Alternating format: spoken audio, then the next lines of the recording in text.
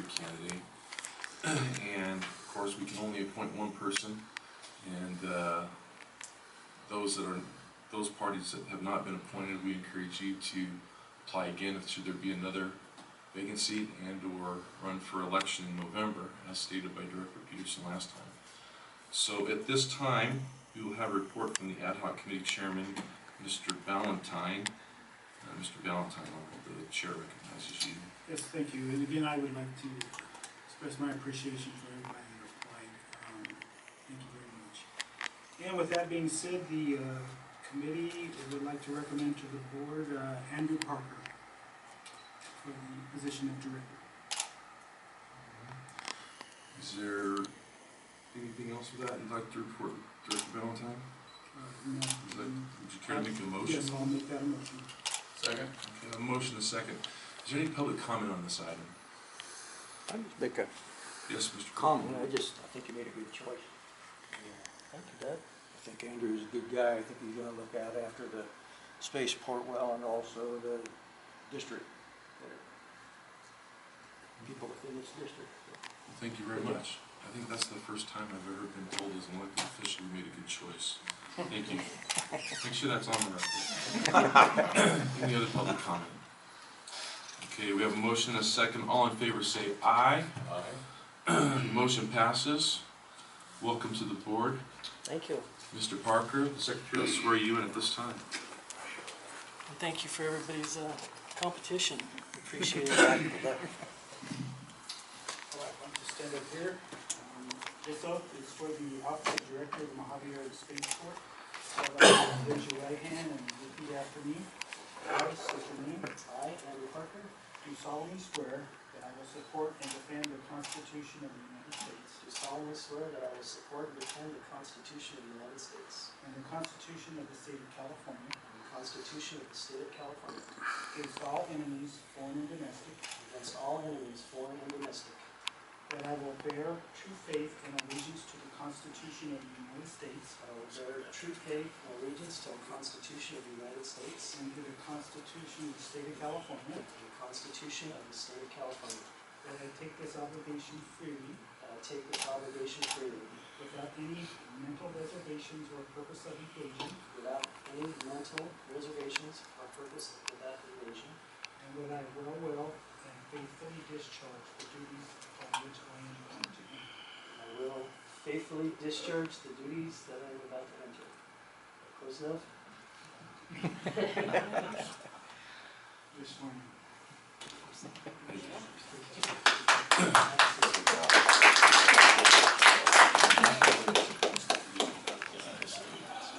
It always sounds like wheel wells to me. Good morning. Yeah, great. Okay, we move to item B, staff report, please. And I sat down with our insurance broker from Shaw, Moses, Mendenhall, Duncan, and went through a pretty thorough analysis. And what's included in your packet here is a little bit of information about our current coverages and some additional information on other policies that he's recommending. I won't plan to go through this in detail unless the board requests that I go through each one of these in detail, but it's a pretty lengthy assessment. There are 4 additional policies that he's recommending, and my suggestion is that we consider at least the first 2. The priority 3 and priority 4, the excess business auto liability and the employee fidelity insurance, I don't consider as high priorities. The auto policy in particular, because we're reducing the amount of time that we have vehicles off property. So the folks that are currently taking vehicles home, including myself, will stop taking vehicles home at the end of this fiscal year. So vehicles will stay on property most of the time. So I don't consider this one a high priority, but it is something to consider. The environmental liability, which is the pollution coverage, I do think is important. I actually agree with Duncan on this one because of all the fuel that we use and that we have around the airport. So I think if there's ever an incident with a spill, this coverage would cover an incident like that. The fiduciary liability insurance is if you know, an employee, does something incorrectly, if it costs the district some money financially or something like that, the fiduciary liability would cover something like that, depending on what the scenario is. But also, if an employee sues the district for various things, this is the policy that would cover it. So I do think priorities 1 and 2, that would be my recommendation, is that we at least consider adopting those as policies, but the auto liability and the crime insurance is something for the board to discuss. Any questions from the board? I don't have a problem with you taking a vehicle home because in case of emergency, you don't live that far, but in case of a crash or something like that, you want to get here as quick as you could.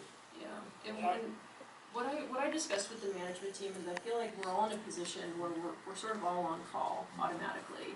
And my expectation of the management team is if there's a situation that requires you to be here, I would expect you to be here, regardless of whether you had a district vehicle at home or not. And everyone seemed to agree with that. No one really took issue with that, including myself. I've got 2 vehicles at home. There's no scenario I can think of where I could not make it here with a personal vehicle. Well, the only kind of a situation I'm thinking of is something where traffic were blocked between there and here, and you do have the code 3 lights and everything, that might help you get here a little faster. Yeah, that is true. Yeah, that's definitely something to consider. We've had other incidents in the past. There's nothing I can think of where I couldn't have used my personal vehicle, but it does reduce the liability of the district, that's for sure. If the vehicles, for the most part, remain on property. In that case, there would only be a few scenarios where I would take a vehicle like to the airport, to LAX, or take it to Bakersfield for various events and that kind of thing. No? We're saving money anytime.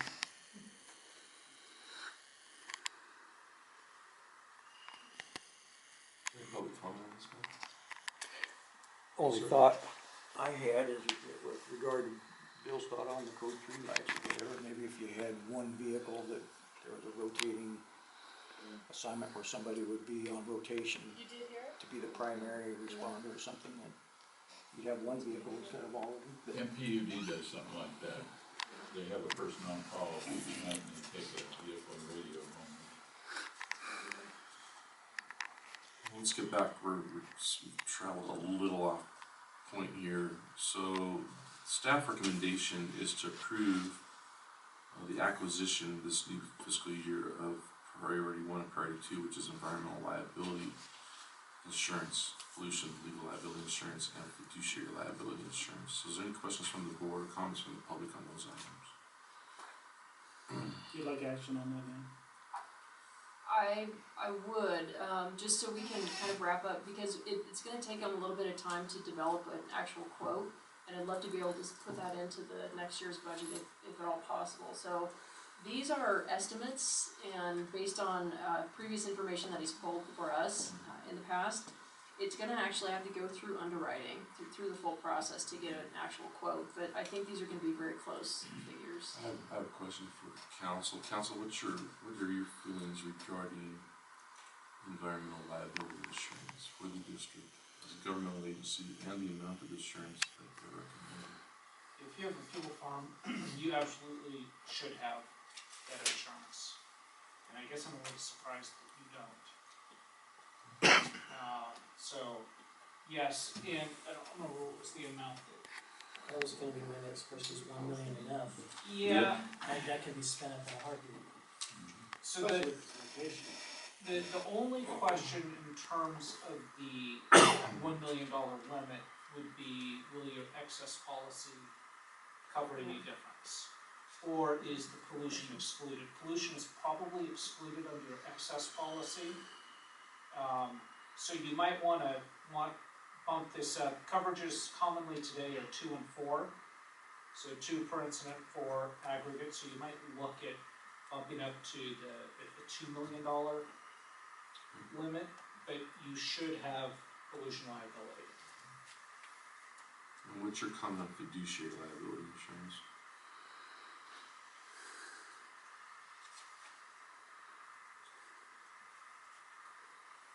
I don't know that I would say that it's mandatory. Mhm. It's a nice policy to have. The cost is de minimis. Yeah, and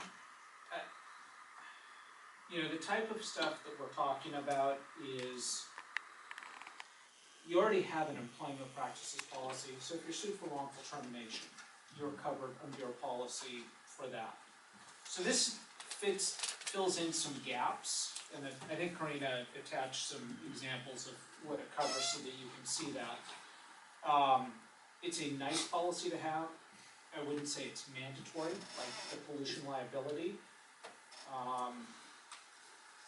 So if I was prioritizing this, it would be kind of as Karina said. You'd have the environmental pollution, the fiduciary.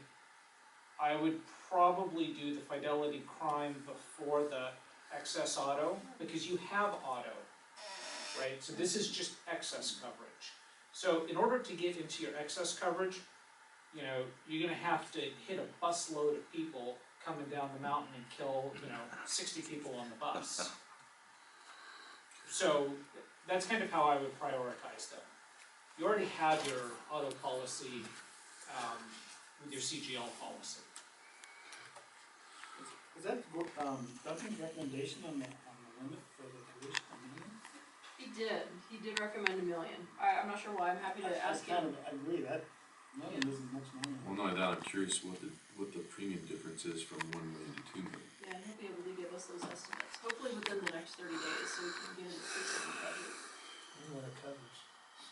Does it cover like defueling planes out there on the field if that's spilled, or does it just cover our operations? It's basically, my understanding is it's any type of fuel spill, anything that's involved in fuel or other issues, or other, I guess, hazards that we're using. And obviously, if we're talking about propellants of, the rocket companies, that's their policy that would cover it. So in The only thing that we have here that's hazardous is fuel. in case of Brian and the D fields and stuff that go on out, that's under his policy? Yeah, that would be covered under the tenant's policies. Now, the only reason I might think he would recommend $1 million is, do you have underground storage tanks? No. You don't? Okay, never mind. Because there's a state fund for underground storage Yeah, but tanks. they've all been included. Yeah, if you don't have them, then that's not I relevant. guarantee you, there is something that says there's a state fund, that there's no money in that they use for something else, but okay, Actually, whatever you want to think. I have a client using the underground storage tank fund right now. Oh, okay. They must have had to make a special meeting of the legislature to transfer money there to Yes. pay the client. Yes, it was. Well, what's the pleasure of the board on this? I move to approve the assessment, and, I move to approve. So you move to approve the recommended Two action of staff. recommendations, priority Okay. 1 and priority 2. I'd like to just adjust that, if I may, I'll second the motion as the chair, but adjust that to determine what $2 million in coverage would be on that. Let us know, is that, you're okay with that? Yeah. All right, any other discussion on this? Okay, any public comment? There being none, all in favor say aye. Motion passes. For general contractor services, this was another task by the board earlier this year, was to make sure that we have all of our contracts in order. Last month, we brought to the board the contract for the civil engineer, which we've now finalized, I hope. This is the remaining contract that we have for general contractor services. Mel Langford has been here with the airport for quite a long time, actually.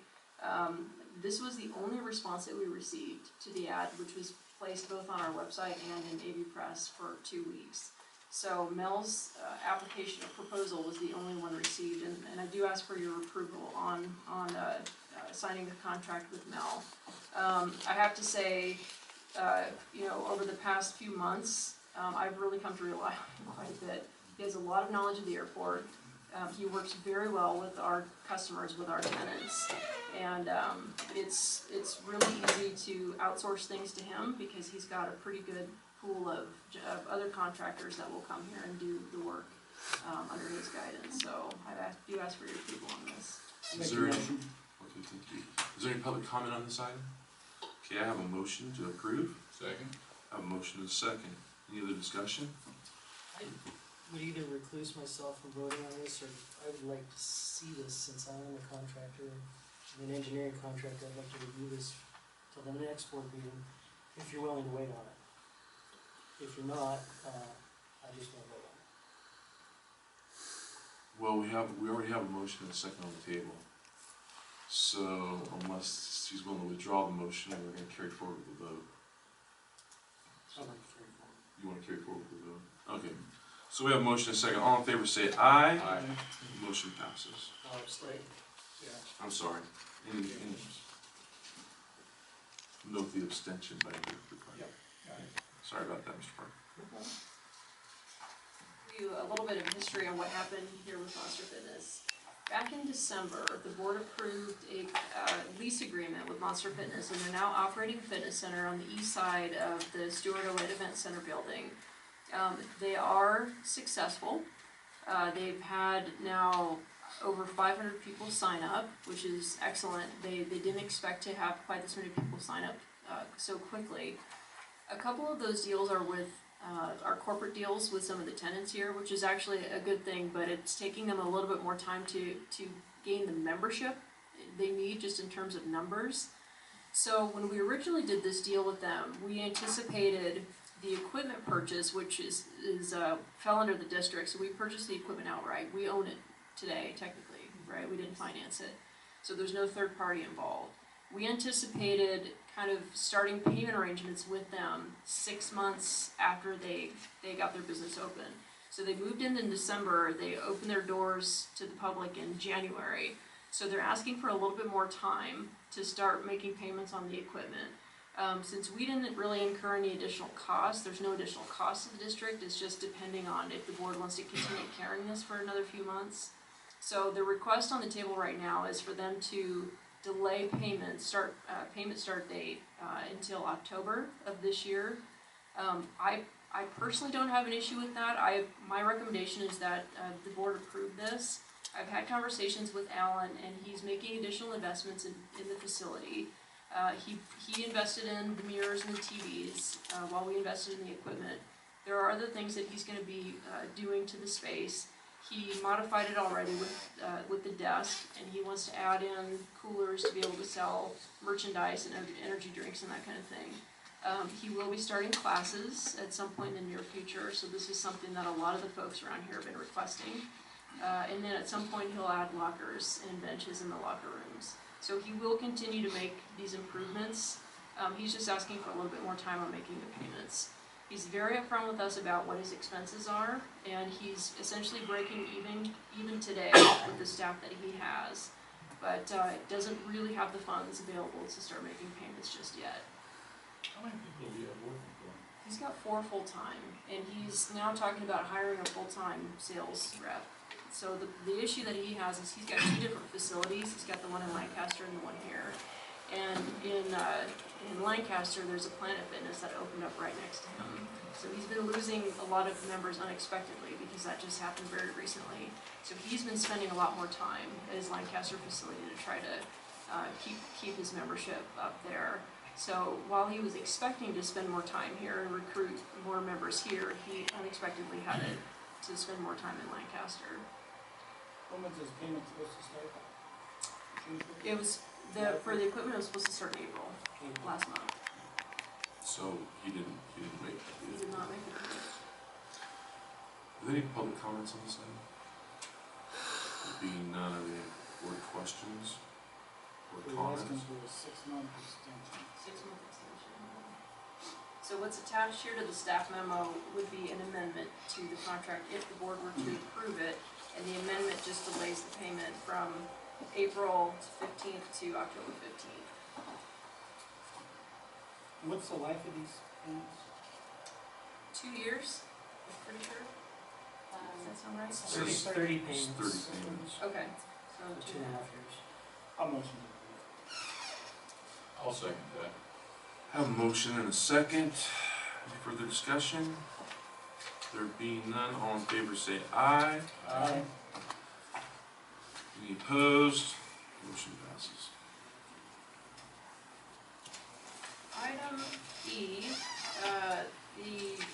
construction of records, I'm actually gonna ask Carrie to take this one. Okay. Yeah, because she's got a lot more knowledge of, these records and what we've been going through in storage. Just for several years, actually, I don't think documents have ever been destroyed here, so we actually have two storage units that are just filled with boxes. At one point, they did go through and label which ones need to be shredded, but they did not come to the board to get approval for disposing of the documents. So this is just a resolution so we can actually go forward with the items on this list to have them destroyed. And we did consult with council, so we've gotten this approved in terms of which documents need to be archived forever and which ones we can. Which documents need to be archived forever? Minutes, Meeting minutes. resolutions, appointments, How long do we keep the rest of the garbage? it varies. There's a whole records retention law, and so it depends upon the type of record. So for instance, if you publicly bid public works project, the unsuccessful bids are kept for 2 years after the bids are open. The successful bid is kept for 4 years after completion of the work. So the law has some level of detail in it, and you'll see that my signature is required on the resolution, and that is just to make sure that someone has looked to see that the appropriate statute's being followed. I'd like to see, just as a note, I'd like to see that the district digitally archive things. I think we're moving that way. Yeah, it's taken me and my business in the car dealership group a long time, but when you walk into my offices, we have no filing cabinets. And that's very, very tough in the car business, by the way. We digitally archive as much as possible. Granted, we have an investment in it that's rather substantial. But that's, you can digitally archive under the law. I would have to check and see if you have to keep original minutes and resolutions, but I think virtually every other document you can store electronically.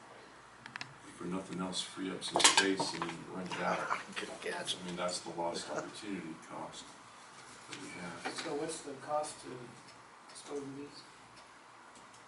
They charge $5 a box, so we have 200 boxes, so it'll be about $1,000. Do we have a final person that went through and made sure we're not destroying anything we don't want? Here he's gonna read them. Page by page. Speed reader. We went over and did initial, just kind of what the boxes were labeled, but at the point that they are going onto the truck, we will sit and at least open up the boxes.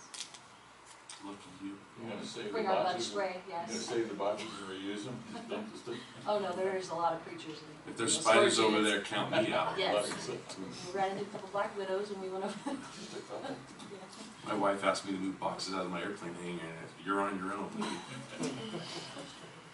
All right, any public comment on this item? There being none, is there a motion? Motion to approve. I have a motion and a second, all in favor say aye. Aye. Any opposed, there being none, motion passes. 16 is up $390,000 from March, and that's due to getting a reimbursement for wind damage, and then also the Kern County taxes were dropped in April. So that also kind of transferred over on our revenue being up, and that's due to the increased fuel sales. April was our top month for this year. What was that attributable to? F-18's coming in. They get thirsty real quick. Yes, they do. We have one coming in today. Are they coming from the Warner or China Lake or both? I don't, most of China Lake, I think. Do you know, Harold? And then just one thing to report on the AR report, right now we have Flight Test Aerospace on there for over 90 days for their Hangar 100. They actually have taken care of that invoice. So at this time, the only people that are on the over 90 days, are on the actual aging, is Fiverset and Ren, and they're the ones that have the payment arrangements. Marie Walker brought us a $500 payment today, but prior to this payment, her last payment was in January. So she is falling behind on some of her payments. She is hoping to get it paid off, I but thought somebody was helping her with that. That was Candace. All right. Is there any questions from the board? There being none, we'll move to CEO report.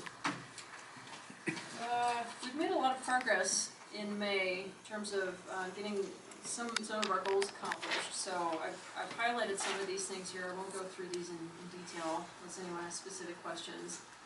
The water project at 210 is almost done. The concrete is supposed to be poured this week, and I'm hearing tomorrow is the target date, but I'm not really sure. They're having issues with winds or anything else, but once it's done, this project will be, or once the concrete's poured, this project will be done. And then, let's see, a couple of the events, the Intermediate Space Challenge went off really well. We had some issues with radios and some wind, but otherwise everything else went really well. I can say as a participant, one of the best ones we Yeah, had. really. Fantastic. The report from all staff and students was fantastic. Good, good. Regarding the animal shelter, what's happening with trying to move that? So they've tasked me with trying to find an alternate location for them, and I haven't been successful yet. So they're looking for a building, and they have very specific requirements on square footage. It needs to have a certain amount of outdoor space as well. It needs to have a certain number of parking spaces. We don't have anything at the airport that would fit their needs. So they're looking at possibly getting something in town. And I've talked with a couple of the landlords in town, but the buildings so far just haven't been able to meet their needs. So that is definitely something we're going to continue working toward. We also do want to be conscious of where we're recommending they put it, so it's not near a residential area. When they had it close to town before, you could hear it all over town, especially when we were living in those streets. It's right by the tank farm, Yeah, that's where it was. yeah. Yeah.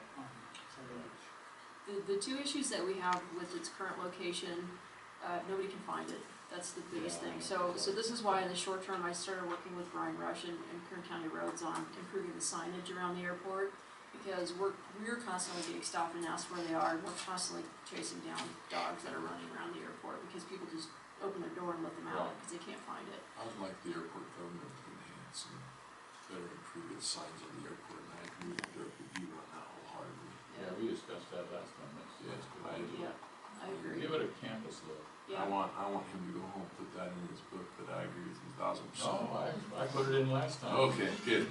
And by the way, Lorelei, I'll email you, Lorelei emailed me kind of a national guideline thing on that, and I'll send that to you on Good. signs. Yeah, okay. So we're continuing to work with them. The other reason is the current location of the animal shelter is right on a taxiway, and we're kind of running out of space on the building on taxiways. So this is why it's kind of a hot topic for us to be able to move it. So one additional item very quickly, I'm hoping that following the board meeting today, the directors can let me know independently. The Kern EDC annual dinner is scheduled for June 15th. Tickets went on sale today. It is not at Tejon Ranch anymore. It's at a JEH Ranch, which is a little bit northeast of Bakersfield. Okay. And it's easier and much more room. And it should be roomier, but in the past, the tickets have sold out very quickly. Okay, So, I'm a director. As a director, I have 2 tickets. Oh, good. And I'm not gonna go because of my back, because there's a lot of standing around. okay. But I will, if 2 people wanna go, I will make sure. What meeting is it? Kern Economic Development Corporation, yeah, it's a big deal. It's a lot of people. June 15th in the evening, but tickets went on sale today, so if you'd like us to buy tickets, we probably should try to do it today or tomorrow. I'll just take those, take one. Yeah, well, when there's is 2 it available. June 15th? Yeah, just tell her that, I can't make it and Jimmy's gonna be there. Okay. Or are you gonna take your wife? That's Not, all I not think. because I don't Look at ask. what goes on here stays here. Put the pencil down. Recording, he's recording, here. It's already on the Please cloud. don't put that on Uh-oh, YouTube. it's recorded, I forgot. That's all I have for my report. Well, I have a question. You state in your goals and objectives, the county system enhancements are complete. The additions of cash manager, management report, and property management includes modules that free up significant staff time, blah, blah, blah. Is there, under this new enhancement that we have, is there mechanisms for digitally archiving accounting records? Oh, you know? We maintain all of the records online, within the system. In other words, we don't print as much stuff as we used to print. Right. We just keep it there because we can reprint any Sure. document we want anytime. So there's nothing specific called digitally archiving, Well, like there's- optical storage, if that's what you're referring to. But we can There should be, regenerate All anything, sites, anytime. all sites. We just rerun. So in my world, we do the same thing. My So I have 5 years of records I can just access on the computer. Yes. But I also digitally archive every report, so that when that 5th year rolls off, and it will roll off, in my instance, we only choose 5 years, I have all the printed records digitally. Yeah, we really haven't gone past 5 years, really on this system, so, Okay. I think right Something to now think about. it's set up to keep 5 years. So Yeah, that's probably after that pretty. 5th year, it will roll off, and So we would have to reload a backup in order to get it. I would assume there's a methodology to print general ledgers and journals. I would assume. Yes. And then digitally archive those, and you should be able to do it on a monthly basis, and then they're there. Yeah. And then what happens is you can actually send those files to the auditors. Just point and click and sit in the Bakersfield for the auditor for the audit. But it's just time savings. The only way we can archive it now, given the existing system, is to print to PDFs and store them as PDFs. Might be worth asking the vendor Okay. what was there, because that's where it's going to. Yeah. Okay. Because they're benefiting economically and quality of life wise very well, so are some other surrounding areas.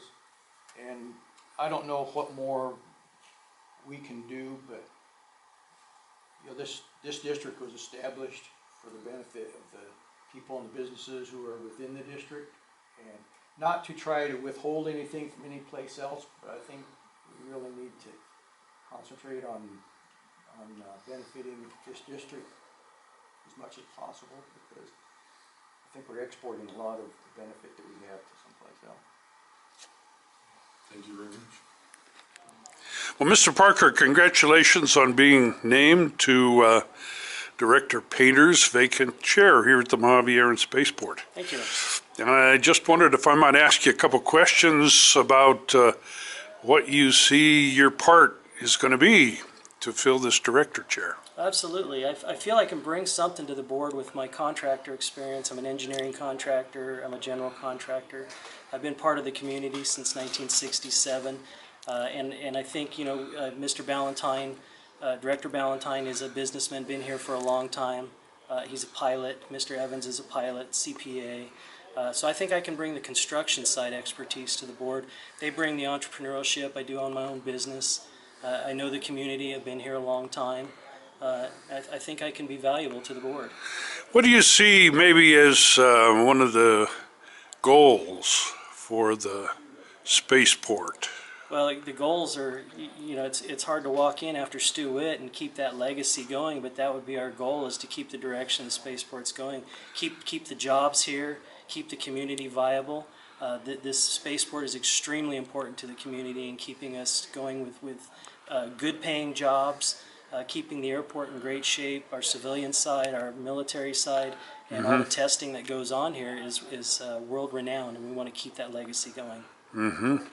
Well, best of luck. Being on a board is always a challenge, and we certainly wish you well. And I appreciate the board's confidence in nominating me for this.